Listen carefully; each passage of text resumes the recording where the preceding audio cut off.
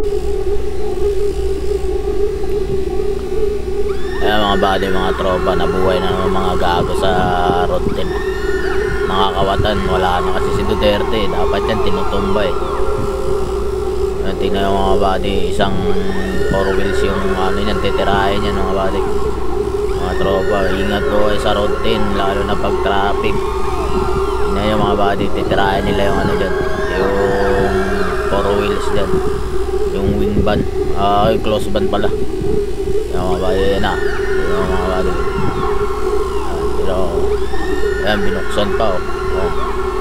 Pero mga akyatin yan oh. Tingnan yung mga buddy, mga tropa.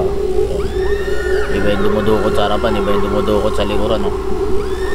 Tangay na dapat yan, binabaril eh. Binabaril sa ulo eh.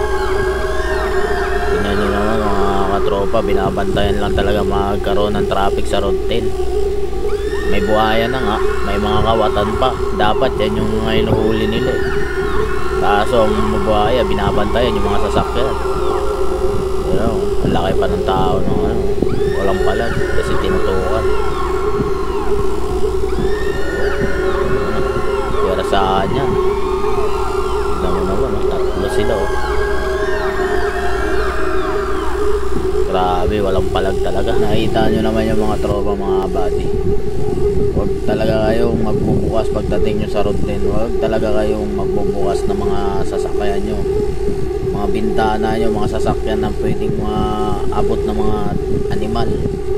Sigurado papasukin at papasukin yan basta makakita ng cellphone nakalapag dyan sa harapan o dyan sa tagiliran yung mga bag na makakapal. Sigurado yan, aabutin at aabutin niya, mga gago yan eh.